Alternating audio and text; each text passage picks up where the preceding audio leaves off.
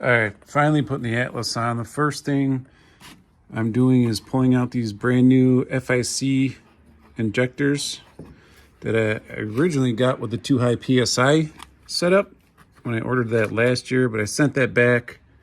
I still had these in my intake, so I just left them. I'll sell these. They've never been fired, but they were sitting in there forever. And I got the Injector Dynamics 1050s. Just check the O-rings are the same. The height is pretty much the same. The plugs on the bottom, which shouldn't make a difference on how I run it on that manifold. These are the IDs. They come with different pigtails if you need them, but I don't need them for this. Here's the FICs. And here is the ID 1050s. So I'm swapping all these out, and then I'll start wiring in Atlas. All right, the ID 1050s are in. I don't know why they're purple, but whatever. And they are bottom side clips, so it looks like there's room with the BTR Trinity. I run my two-step coil wires on the inside here instead of doing them on the outside. I just think it's cleaner that way, and then I'll get the harness, bank 1 and bank 2 injector harness ran in the back there. But all this looks good, bolted back up. Do one side at a time, snug them up, make sure you put Vaseline on the O-rings. And yeah, now it's time to get the wiring. The DSX kit comes really nicely packaged with this real thick plastic. It's got the let's see, watch the videos. Hang on. So here's the main box, the main plug on the harness. This one goes to something in the engine bay, I'm not sure yet.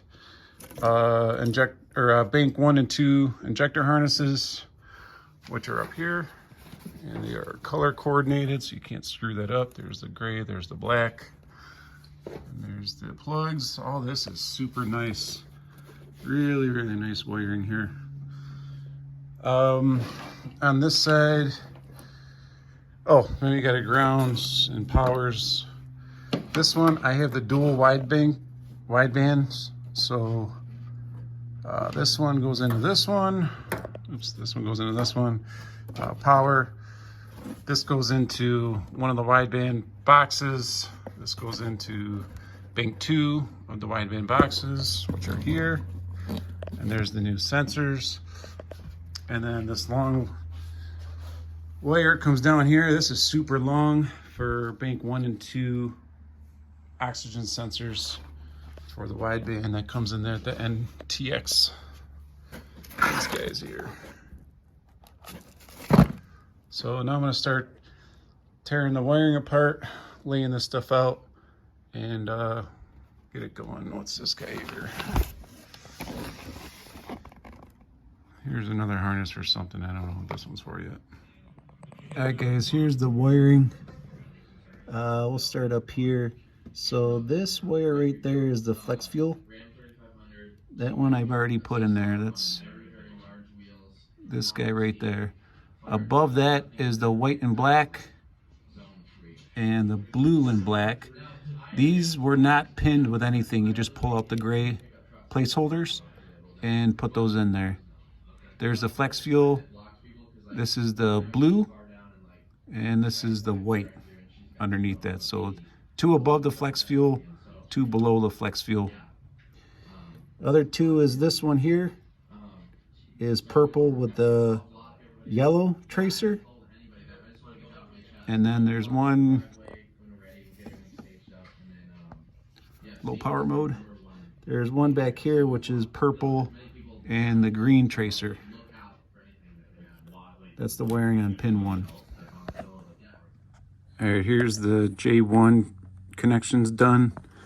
You'll see I have the gray plastic pieces in there, which are the placeholders. My 16 Camaro SS did not have the original wires in the top here that we already talked about.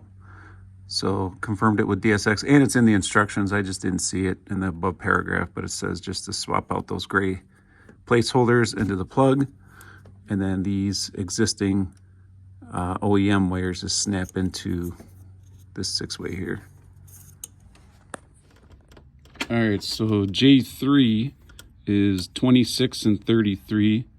So 17, 18, 19, 20, 21, 22, 23, 24, 25, 26, that one.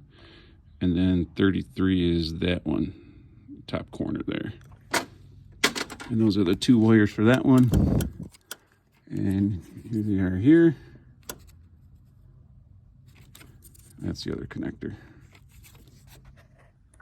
All right, here's the final look of how the ECU wiring is. There's my plugs, taped them up, loomed them in there. This kind of fits in there nice like that. Here's my connector 3 plug.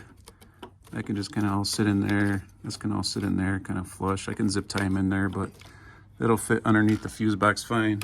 And then here's the main connector.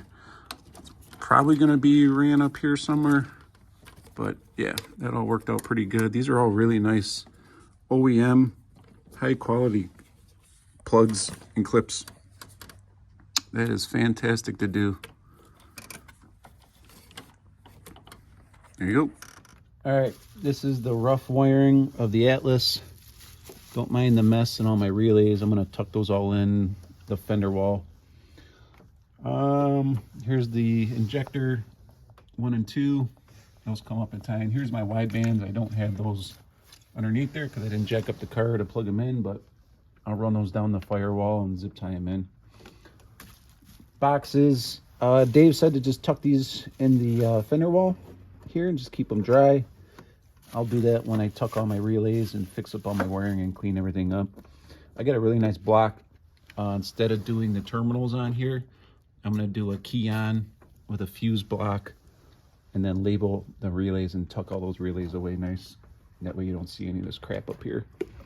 But I think for the initial start, since I don't have my HB tuners because I sent my MPVI2 in to upgrade for a 3, I'm pretty sure I can still start the car as long as I pull this main fuse here for the Atlas. And everything should run normal, like it's not even there. All right, here's the Atlas. You see the Camaro mount up here? This is a really nice piece there. You can just pay extra for it. It tucks in. Put the plug on first and then push it in there, but you can see that's tucked away really nice. Most people wouldn't even notice that it's there, and all the wires fit through there fine. There's actually a little notch in the back of the headlight that plug fits in there, so they did a really good job of thinking about where to put that. Here's the dual widebands underneath the car. Just got them zipped up for now. And this one runs up the driver's side. Bank 1 runs up the firewall, all tucked up. The passenger side, bank 2, I have that one running up this way in front of the alternators to keep it away from the heat as much as possible. I could probably run the bank 1 the same way and just come underneath the transmission and run it over that way instead of down the firewall. Yeah, maybe I'll change that actually.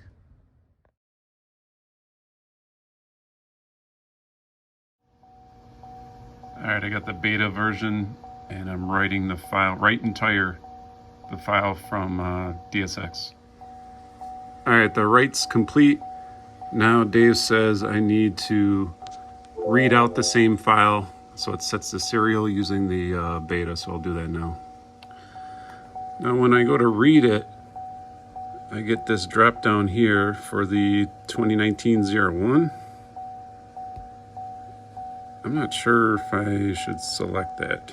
I'm thinking I should because I think that's how they're doing the port, but I'm not sure. All right, I just read the whole file, wrote it, and now I did the hold the brake down and cruise down. Here's the DSX in my Wi-Fi. All right, it brought up the browser. I opened it in Chrome. The only thing I changed there was select ID 1050s because that's what I ordered from them. And then it says flash changes on the bottom. Do you wish to do that? Yes. And now it's writing that. I didn't change anything else. All right, flash was successful. It did a verification, which I think is pretty cool. It's like a 3-way handshake. So I think I'm done with this. Probably just need to log out. And then I think that's it for the setup. All right, just fired it up. Here in the channel, you can see the DSX PFI port. I added pretty much everything from the general injectors, pulse width, and then down here, you can see my channels there. And then the widebands are working.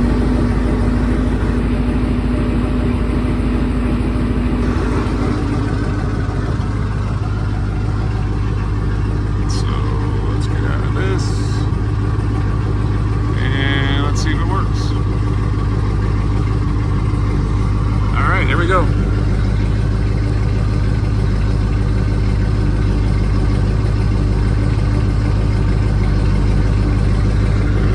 Interesting.